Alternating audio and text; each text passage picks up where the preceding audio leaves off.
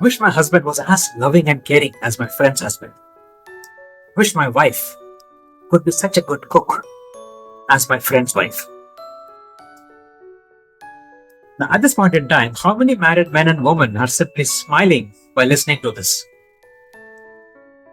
This video is to all the married men and women to get into your awareness that how many times you have been unknowingly putting this unrealistic expectation on your spouse with all your aspirations as to what you would wish your spouse to have.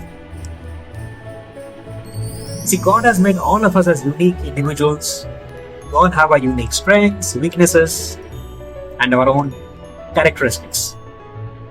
It is humanly not possible for a person to have all the characteristics and the qualities that you're expecting from into your spouse. Going back to Mahabharata as an example, Draupadi had a wish list of having qualities like the husband should be a very powerful person, a very strong person, a very truthful and loyal person, one of the best warriors in his times.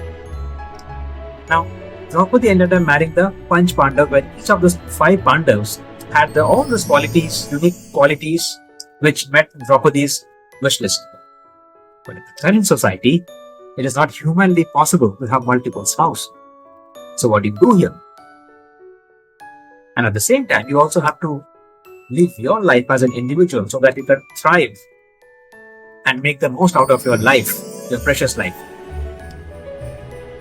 Now, the first thing that you should be getting into the zone is, first of all, be grateful for all the qualities that your spouse already has.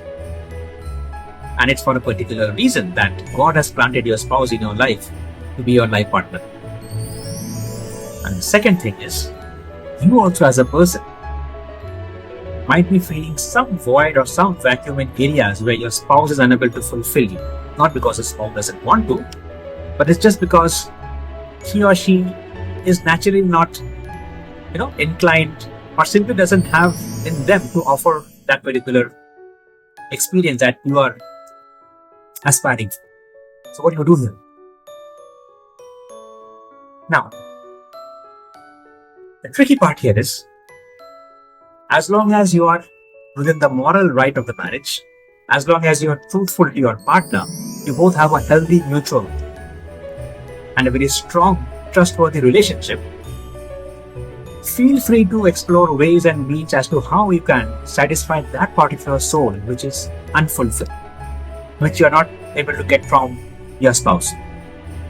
It can be your friends, it can be some relatives, it can be your inner circle, but as long as that is a transparent, whatever thing you're doing, and both of you are mutually agreeing to that, that's one of the most healthy state you can be in.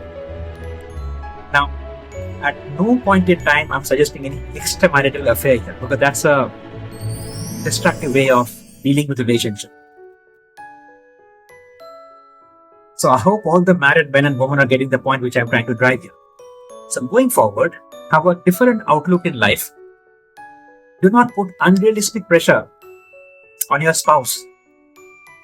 If your spouse is actually truthful and faithful, he or she will never fake it. Right? He or she will simply give whatever they already have. Now, there are chances that when the spouse gets into a mode where he or she might work on themselves and try to elevate them so that whatever the spouse wants for comes naturally. But that's a different issue altogether.